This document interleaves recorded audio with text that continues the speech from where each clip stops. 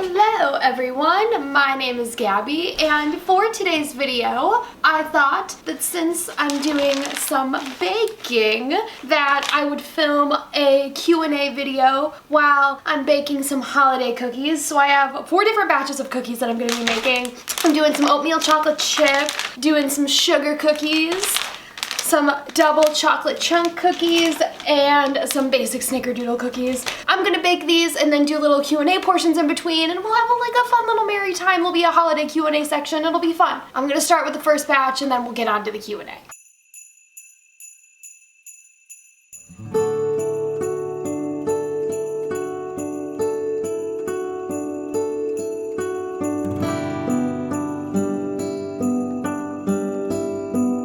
Christmas at Hogwarts or at the Burrow? I think this is easy for me. Christmas at Hogwarts. I just imagine that feast being so beautiful and special to be a part of, and with the Great Hall just decorated so beautifully, and especially if everybody else goes home for the holidays, getting to have that whole castle to yourself to wander around has to be pretty freaking epic. So I feel like that's it in my mind. Although I feel like it would be nice to have a Christmas at the Burrow one year. But I feel like in general, the go-to option is always Christmas at Hogwarts.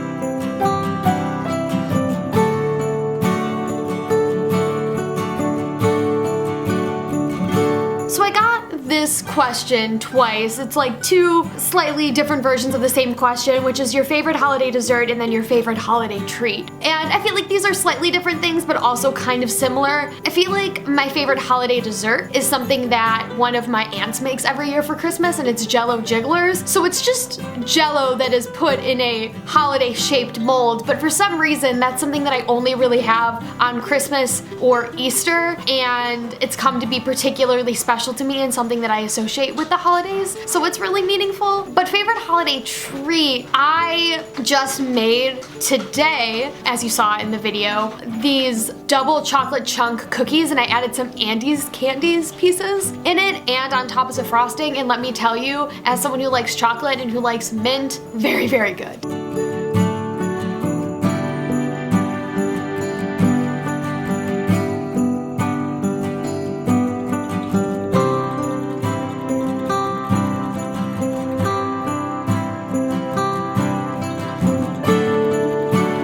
Starbucks, which I do.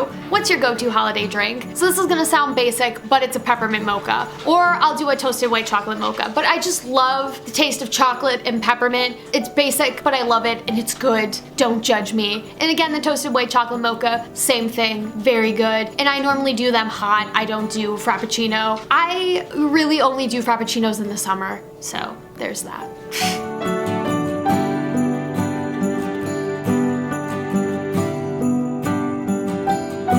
Plans for Christmas. Normally, when we're not in a pandemic, I will spend Christmas Eve with my dad's side of the family, and it will be at my house, and we'll usually have 30 people over, and we'll have fish on Christmas Eve because we do Feast of the Seven Fishes, which is normally an Italian tradition, but I celebrate it with my Polish side of the family, which is weird. We open presents, we have desserts, we get to catch up with everyone on my dad's side of the family who really, this is the only time of year that I get to see them. And then on Christmas Day, I'll get to see my mom's side of the family. That's something I've been doing for the past few years. And now this year, obviously things are very, very different, so I'm scheduling a Zoom call with my dad's side of the family, and me and my cousin have put it together, so we're hopeful that that's gonna go well. And then I don't really have a lot of plans for the holidays. Christmas Day, I'm probably gonna do a movie marathon, watch Wonder Woman 1984, watch Soul, watch maybe some more Christmas movies, and just have more of a chill holiday. And it'll be nice to do that for once instead of having to be the person that hosts and does all the running around and then cleaning up afterwards and dishes and everything. Like, it'll be nice to just relax and not have to worry about the hosting and all the things that make the holidays really stressful.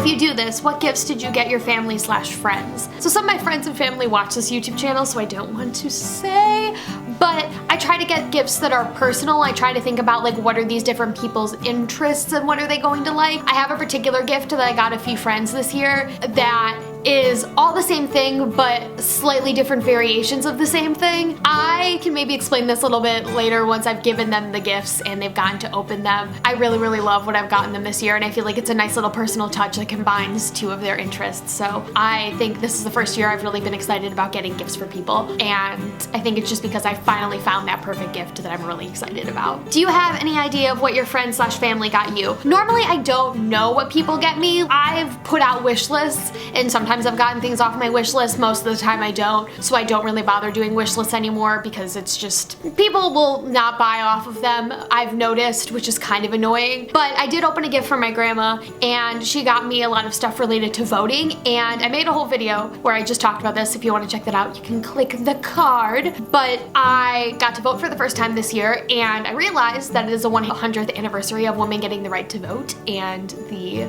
19th Amendment being ratified, which is really cool. And I realized that me as a woman for the first time voting is getting to vote on the 100th anniversary of women getting the right to vote, which is wild. And I'm so grateful to all the women that came before me 100 years ago and before that have been championed for women's rights and allowing women to get the right to vote. So my grandma got me a Pandora bracelet 4 or 5 years ago, and I've gotten charms for different various occasions in moments in my life that have been meaningful, and she got me a vote charm to add to that bracelet, and she also got me an ornament that celebrates the 100th anniversary of women getting the right to vote. And so that's a really special way to mark the occasion of me being a first-time voter in such a major hallmark election and women having 100 years of the right to vote. So that's really cool, and I think probably the best Christmas gift that I will get this year because it's something that's really meaningful.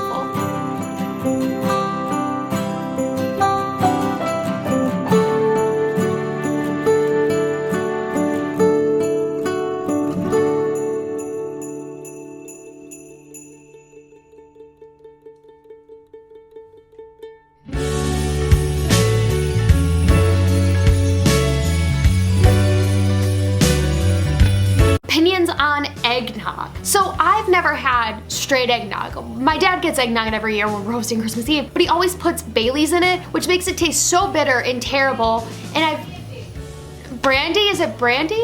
Isn't Bailey's just brandy? Brandy is brandy.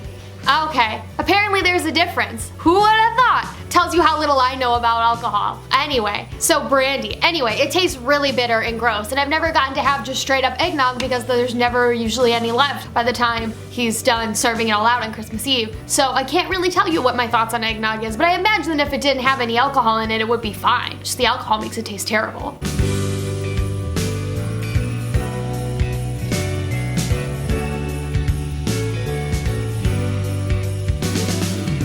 What's your holiday comfort read? So I will say this year my holiday comfort read has been Dash and Lily. So there are 3 books in this series. Dash and Lily's Book of Dares is the first one, and then there's 2 others that I can't think of their names off the top of my head right now. But I read the first one in 2018, and then I read both the sequels this year, and they're really quick books and you can just fly through them. But I feel like what the books focus on, it just feels really relevant, and it didn't feel like it was trying to pander to its teen audience at all, and it just hit really close to home, and it felt like a very honest depiction of being a teenager and being in a relationship and the worries of being in a relationship and growing in a relationship and all of these things that I feel like just makes sense, and it didn't feel like it was stereotypical or cheesy or over the top. It just felt honest, and it's this is what teenagers go through, and it's a thing, and these are things that people think about, and even if it is dramatic, it's still real feelings that people have. You just have to read it and you get that feeling that's kind of difficult to explain, but you get the feeling anyway. And Netflix made the first book into a series. Nick Jonas was involved in it. I think he was an executive producer, if I am correct. And the Jonas Brothers show up in the last episode. Spoiler alert.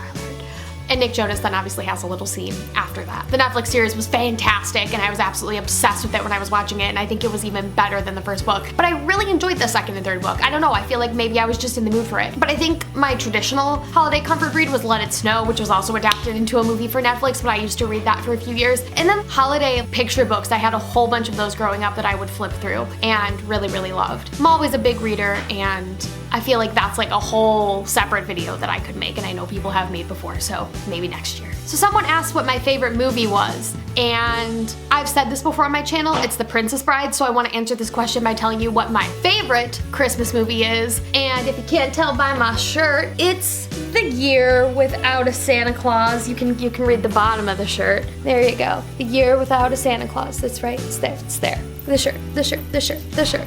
Anyway, I love this movie so much. Heat Miser and Snow Miser, fantastic. I also just love the sort of claymation, stop motion style of animation. Rankin and Bass, I love all of their Christmas movies, I'm gonna be real honest. Like Rudolph the Red-Nosed Reindeer, Santa Claus is Coming to Town, The Year Without a Santa Claus, all of those like stop motion type Christmas movies I love. I just watched Claus on Netflix and that movie is really good. I don't know if it's necessarily a favorite of mine, but I think it's really, really brilliant storytelling and feels really relevant for 2020, even though it came out last year. Still obsessed with it and very good. What other Christmas movies do I love? I feel like those are really the hallmarks for me of favorite Christmas movies. And then someone asked what my favorite TV show was. I'm gonna say right now, my favorite TV show that is not Agents of S.H.I.E.L.D. because that would have been an easy answer. The Mandalorian, season 2 just wrapped up and the ending to season 2 was nuts. And I'm so excited for all of the things to come. Jon Favreau and Dave Filoni are fantastic and I have just become so into Star Wars by watching this show. Like if you are someone who's an average Star Wars fan, like you've seen the movies and you're like, I don't know if I really know what's going on, but it's fun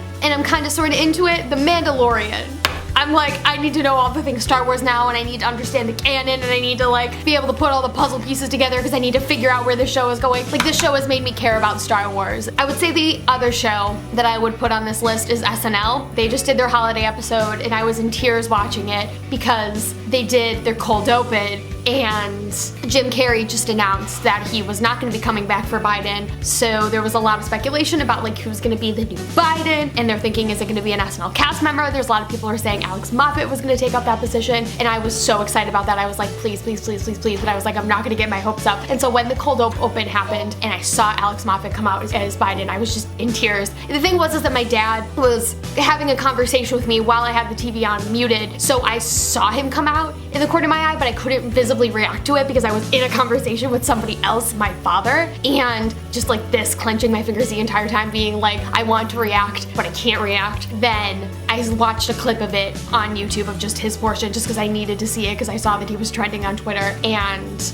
I just lost it once I watched it. I was so excited and he did such a good job and I'm so excited for him to get like the next 4 years to be able to grow into that character because he did such a phenomenal job as Eric Trump and the guy who just bought a boat. I love his characters. I'm obsessed with them. He's just so talented and he's from Chicago, and so as a Chicagoan, I'm just like, ah, yes. That's someone from Chicago who is playing the President of the United States, who's come out of Second City. I've been watching a lot of SNL recently, just like so many sketches on YouTube, and it's been a comfort for me, like something to feel something, because really getting to the end of the semester was brutal. So that's been fun and has just given me so much joy. Favorite book you've read this year?